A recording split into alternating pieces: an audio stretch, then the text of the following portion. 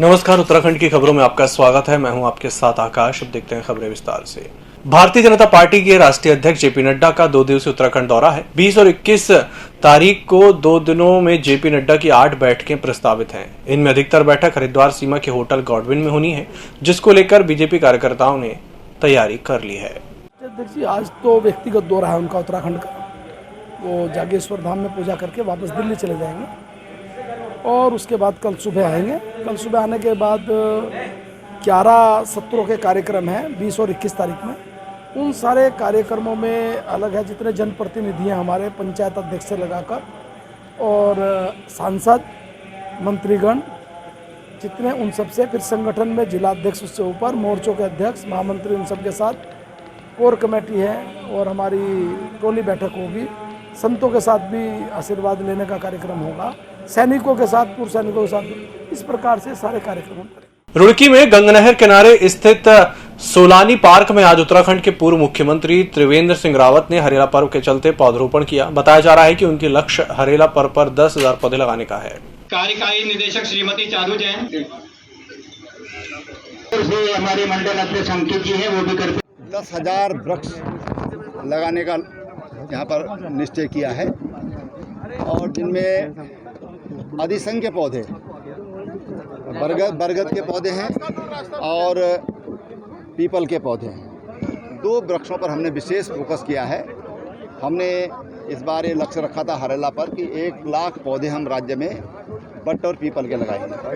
2 वृक्षों का कार्य चल रहा है। आम आदमी पार्टी के सीएम पद के उम्मीदवार कर्नल अजय कोठियाल ने भाजपा और कांग्रेस को प्रदेश में रोजगार, विकास और अन्य मुद्दों को लेकर खुली चुनौती दी है। कर्नल अजय कोठियाल ने कहा है कि 20 साल से दोनों पार्टियों ने उत्तराखंड की सत्ता पर राज किया है और अभी तक दोनों ही पार्टियों ने प्रदेश के हित में ऐसा कोई काम नहीं किया है जिससे यहां पर लोगों को रोजगार मिले। और उन्होंने हमको मुख्यमंत्री का चेहरा आम आदमी पार्टी का घोषित करा। साथ में उन्होंने बोला कि उत्तराखंड को हिंदुओं की आध्यात्मिक राजधानी बनाई। तब से ना बीजेपी और कांग्रेस दोनों को पता नहीं क्या तकलीफ होनी शुरू हो गई। मतलब एक इतना अच्छा उन्होंने एक एस्पेक्ट करने का है कि यहाँ पे जो सारे जो जरूरतें होती है, जिससे बोलते हैं कि आध्यात्मिक राजधानी अगर लेके चले, स्पिरिचुअल राजधानी लेके चले, तो उसमें क्वेश्चन क्यों करे जा रहे हैं? मतलब किस बात की तकलीफ हो रही है, मेरे को वाकई में समझ में नहीं आ रहा है। क्या उनको हम हिंदुओं से तकलीफ हो रही है, क्या स्पिरिचुअलिज्म से तकलीफ हो रही है, क्या उत्तराखंड में जो आज मैं कहूँगा कि एक अलग खासियत है, हिमालय है, यहाँ पे गंगा नदी है, क्या इनसे तकलीफ हो रही है? पूर्व शिक्षा मंत्री और कांग्रेस के फायर ब्रांड नेता मंत्री प्रसाद नैथानी आज अपनी विधानसभा सीट देवप्रयाग पहुंचे, जहां कांग्रेसी कार्यकर्ताओं ने उनका जोरदार स्वागत किया। इस दौरान भाजपा यूकेडी के 50 से ज्यादा सदस्यों ने प्रसाद नैथानी की मौजूदगी में कांग्रेस ज्वाइन की। इस दौरान भाजपा सांसद नैथानी ने सरकार पर जमकर हमला बोला। उन्होंने पार्टी कार्यकर्ताओं में जोश भरते हुए कहा कि उन्हें जनता के बीच जाकर भाजपा सरकार की नाकामियों का कच्चा चिट्ठा खोलना है। जनता ने भारतीय जनता पार्टी को भारी बहुमत दिया, प्रचंड बहुमत दिया और इन 4.5 वर्षों में भारतीय जनता पार्टी ने बेरोजगारों के हितों पर कुठाराघात किया। जो हमारी कांग्रेस के ज़माने में जो हमने स्वीकृतियाँ दी थी, जो माननीय हरीश रावत जी के ज़माने में जो योजनाएं लागू की थी, वो सब बंद की और आज पूरा किसान से लेकर के नौजवान से लेकर के सारा उत्तराखंड त्रस्त है। और यहाँ पर इस देवप्रयाग के अंतर्गत जो एनसीसी एकेडमी हमने स्थापित की थी, उसको इन्होंने अधर में लटकाया, उसको पौड़ी शिफ्ट करने की बात की। ऐसे ही भू कानून अध्यादेश संशोधन 2019 को जो पास किया इन्होंने, इससे हमारे उत्तराखंड की ज़मीन को बिकने का पूरा इन्होंने दरवाज़ा खोला, जबकि कांग्रेस ने केवल 250 वर्ग मीटर जो है देने की बात की थी और इन्होंने पूरा 30 एकड़ ज़मीन जो है किसी भी प्रांत का व्यक्ति यहाँ पर आके खरीद सकता है। ये इस समय बहुत गलत बात की है।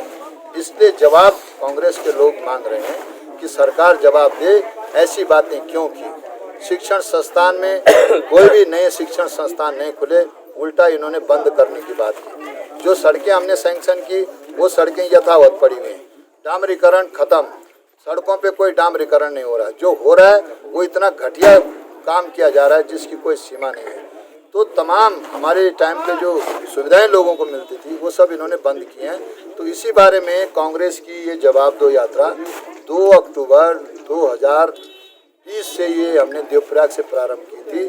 चाहे वो देवस्थानम बोर्ड का मामला हो, चाहे वो बद्रीनाथ मास्टर प्लान का मामला हो, चाहे एनसीसी एकेडमी का मामला हो, चाहे हमारे यहाँ के हक हकूक़ का मामला हो, चाहे बेरोजगारी का सवाल हो, इन तमाम सवाल पर सरकार से कांग्रेस जवाब मांग चाहती है। इस पे सरकार जवाब नहीं दे रही है, तो ये लगातार चलेगी। और इसका जो देवप्रयाग विधानसभा में जो इसका अंतिम चरण चल रहा है, ये 30 अगस्त को यहाँ पर इसका पूर्ण हो गया और 31 अगस्त को हम सब कांग्रेस जन फिर हम सरकार को नोटिस देंगे कि इन समस्याओं का समाधान करिए, नहीं तो फिर जनता इसका फैसला करेगी। अफगानिस्तान में तालिबान के कब्जे के बाद जहां एक तरफ अफगानिस्तान में अफरा तफरी का माहौल है, वहीं दूसरी ओर काबुल से लौटकर राजधानी देहरादून निवासी मनीष शर्मा ने बताया कि जिस समय वह अफगानिस्तान में थे उस समय वहां के हालात बेहतर थे, लेकिन इस वक्त वहां का माहौल बहुत ज्यादा खराब हो चुका है। उन्होंने बताया कि जिस कंपनी में काम कर रहे थे उस कंपनी में उत्तराखंड के 16 लोग अभी भी वहां फंसे हुए हैं और वह राज्य सरकार से उम्मीद करते हैं कि राज्य सरकार जल्द से जल्द उन लोगों को भी भारत लाने का काम करेगी। मुझे 1 महीना हो चुका है आए हुए। उस वक्त माहौल काफ़ी बेहतर थे वहाँ के।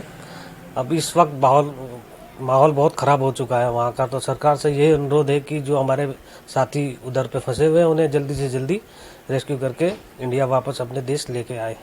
आज जब आप आए थे उससे पहले क्या स्थितियाँ थी? स्थितियाँ तो उधर का माहौल बहुत नॉर्मली था, इतना कोई समस्या नहीं थी वहाँ पर, कोई डर नहीं था। कंपाउंड में हमारी जो ड्यूटी होती थी, हमारी ड्यूटी ठीक ठाक चलती थी, उधर पे कोई समस्या नहीं थी उस वक्त। अभी देहरादून के 16 बंदे हैं वहाँ पर हमारी कंपनी में, और बाकी तो अलग अलग हैं, नेपाल के हैं, श्रीलंका के हैं, जो है इतने लोग थे।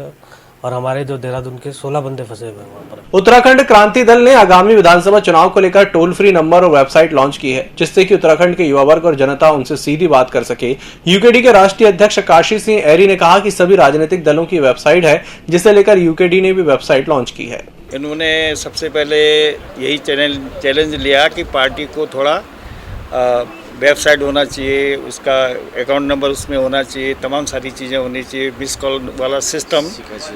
इसको करने के लिए हम लोगों ने आप ही को जिम्मेदारी दी थी और आज हमने कम समय में ये वेबसाइट लॉन्च की है। इसमें आपको सारे चीज़ें मिलेंगी जो आज अमूमन पार्टियों में है। सारा हाईटेक है, सारा सोशल मीडिया मैनेजमेंट है, तो उस और उत्तराखंड का भी बड़ा है। और हम आपको विश्वास दिलाते हैं कि इस फील्ड में भी हम निश्चित तौर पर और पार्टियों की तरह सोशल मीडिया के माध्यम से हम जनता के बीच में पहुंचेंगे। हमारा मिस कॉल नंबर है 9016860860। दूसरा हमारा कंप्लेंट और सजेशन का भी एक नंबर है 1800573686।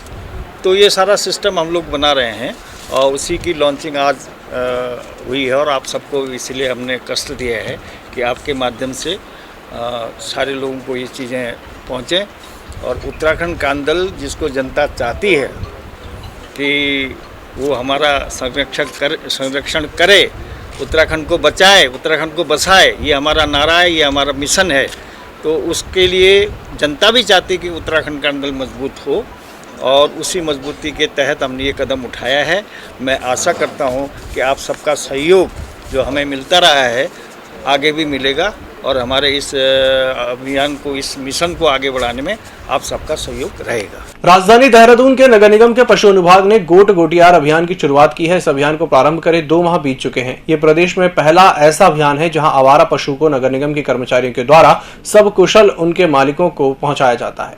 ऑपरेशन गोट गोटियार हमने 2 माह पहले शुरू किया था। हमारे काजी हाउस में, नगर निगम का काजी हाउस है, उसमें निराश्रित पशुओं को हम शरण देते हैं। तो हमारे यहाँ शरण प्राप्त पशुओं की संख्या इस समय करीब 500 है और कुल हम 1500 पशुओं का भरण पोषण कर रहे हैं, जिसका व्यय विहार भी हमारे ऊपर अत्यधिक हो रहा है।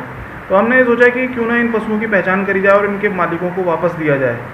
तो इसी के तहत हमने ये ऑपरेशन चलाया और हमने उत्तराखंड पशुधन विकास परिषद से समन्वय स्थापित करके इन पशुओं की पहचान करी है अभी तक हम कुल 36 पशुओं की सकुशल वापसी घर करा चुके हैं।